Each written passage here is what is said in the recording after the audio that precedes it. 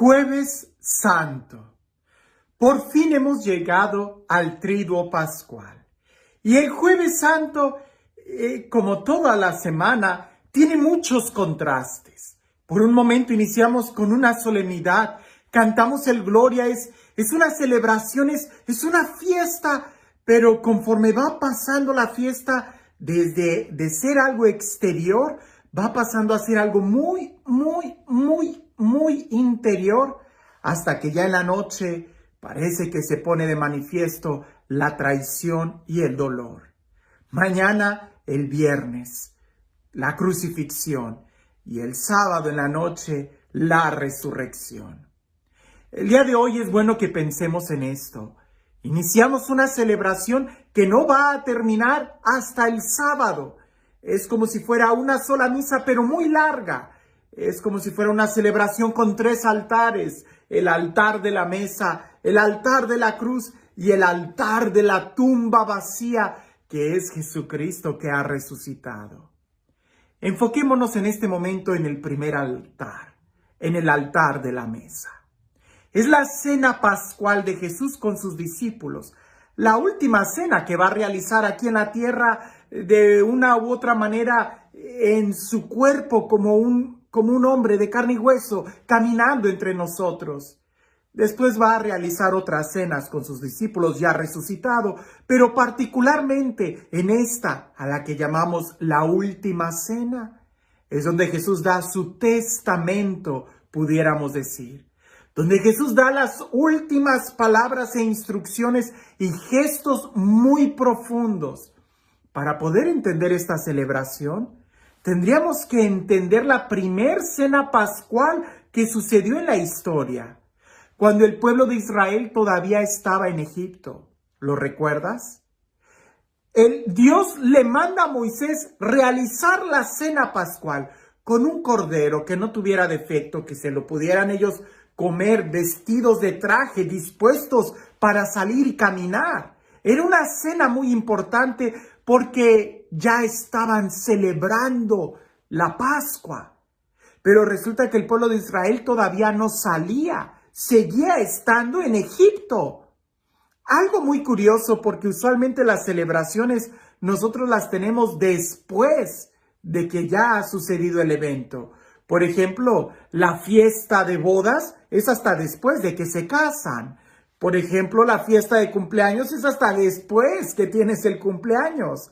La fiesta de graduación es hasta después de que pasas el examen. Pero la fiesta de Pascua, Dios pidió que se celebrara de una manera anticipada. Y es que precisamente durante todo ese rito de la Pascua, de la cena pascual, Dios ya empezaba a prefigurar lo que iba a hacer en Jesús. Recordemos algo significativo de la cena de la Pascua. Tenía que ser un cordero sin mancha. La sangre de ese cordero se iba a marcar el dintel de las puertas, porque en esa noche iba a pasar un ángel exterminador, y si veía que había sangre, quería decir que el cordero había muerto, y en esa familia el ángel exterminador no tocaba a nadie y brincaba a la siguiente casa. De tal manera que ya el cordero, el pequeño animalito, iba simbolizando la víctima que iba a cargar con nuestros pecados. Y de esto hablaron mucho los profetas, que poco a poco se fue clarificando más la idea.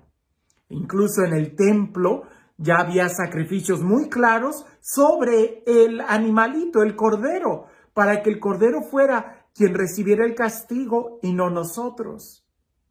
Sabemos perfectamente que el verdadero cordero que quita el pecado del mundo es Jesús. Y en la cena de Pascua, Jesús usa un cordero. En realidad, ya no hablaba más de un animalito, sino de él mismo que se iba a entregar. Lo que al día siguiente va a ser de una manera cruenta, es decir, sangre derramada a él, una noche anterior lo hizo de una manera sacramental. Él toma pan, lo bendice y se lo da a sus discípulos diciendo: este es mi cuerpo. Y hay que prestar mucha atención a esto, Porque incluso el Evangelio en San Juan, cuando empieza a describir la última cena, empieza diciendo que Jesús, habiendo amado a los suyos, los decidió amar hasta el extremo. Y muchos piensan que el extremo del amor de Dios, de Jesús, es en la cruz. Y no es así. El extremo, algo inaudito que nunca vamos a terminar de admirar, es que Él haya decidido amarnos entregándose en este sacramento.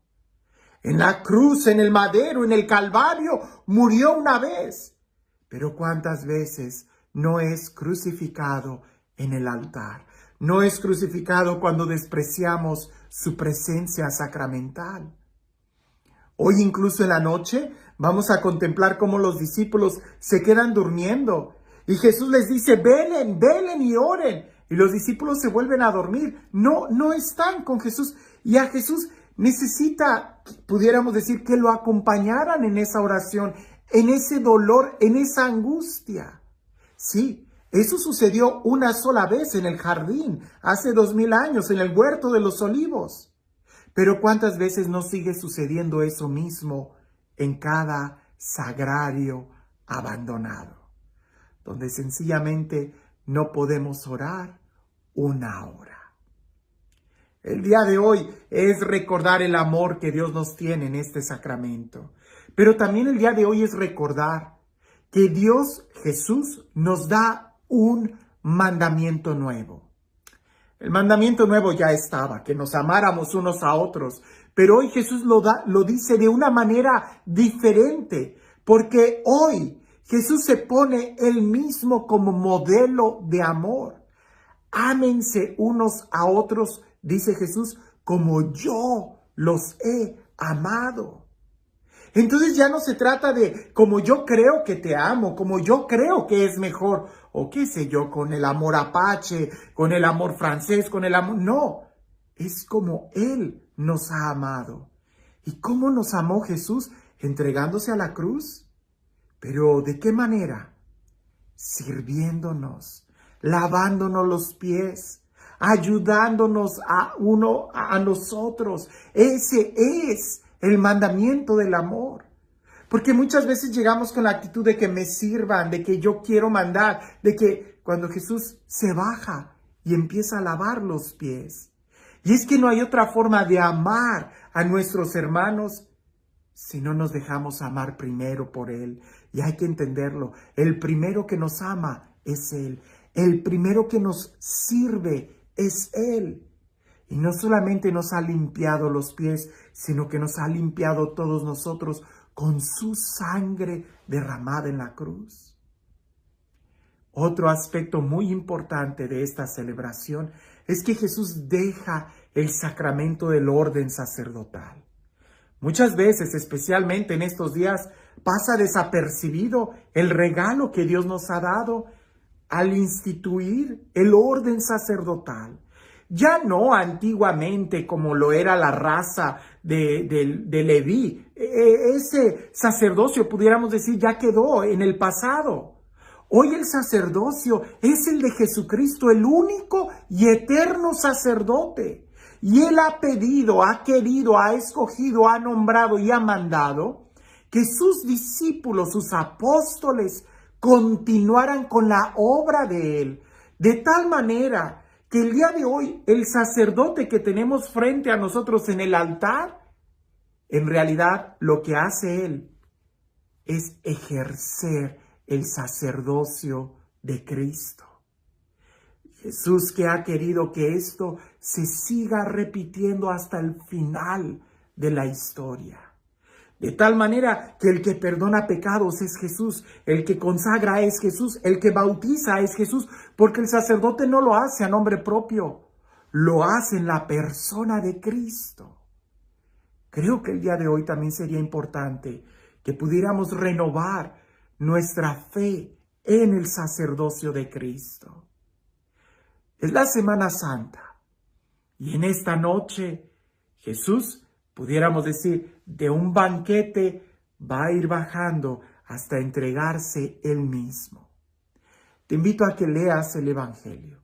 Si te es posible, no seas un espectador a la hora de estar mirando la misa a través de los medios de comunicación, de la televisión, del YouTube, de social media. No seas un espectador. Si puedes, dobla tus rodillas en la consagración. Ponte de pie cuando se proclame el Evangelio. Escucha. Es más, si lo estás viendo como familia, ¿por qué no lavarse los pies unos a otros? No seas un espectador. Porque no se trata de ver un espectáculo, un show. Se trata de vivir. Y el día de hoy es lo que queremos conmemorar o revivir en nosotros. Que este día santo, donde recordamos que Él nos ha amado hasta el extremo, nos ayude también a poder amarnos los unos a los otros como Él nos ha amado. Y este Dios, el Dios del amor, el Dios de la vida, el Dios de la paz, el Dios que hace nuevas todas las cosas y que nos ama con un amor extremo, que sea Él quien el día de hoy nos bendiga. En el nombre del Padre, del Hijo y del Espíritu Santo. Antiguamente y todavía afortunadamente en muchos lugares está el visitar los 7 altares en esta noche, el Jueves Santo. La idea era visitar una iglesia y recordar la última cena. Visitar otra iglesia y recordar que iba al huerto de los olivos. Visitar otra iglesia y recordar que Jesús fue apresado y fue llevado al palacio del sumo sacerdote. Y después visitar otra iglesia y recordar que Jesús era llevado al palacio del César, del pretorio, y que Jesús estuvo yendo de un lado a otro, de un lado a otro. Es muy posible que el día de hoy no podamos visitar tantos templos o que no lo haya. Pero pudieras darte cuenta en tu corazón de cuando has estado con Jesús en la última cena, de cuando has estado con Jesús en el huerto orando a pesar de que tienes sueño, o quizás en tu corazón cuando Jesús ha sido apresado y ha sido llevado a otro lugar y lo has perdido. ¿Pudieras tú también acompañarlo en tu corazón cuando está siendo juzgado por el Sanedrín, o cuando está siendo juzgado por la autoridad romana, o cuando va a tomar la cruz? A veces no tenemos que ir a tantos lugares afuera, sino lo que tenemos que hacer es llegar a nuestro corazón y descubrir que Él siempre ha estado con nosotros. La pregunta es, ¿cómo quieres vivir tú esta Semana Santa? Que tengas una semana llena de bendición.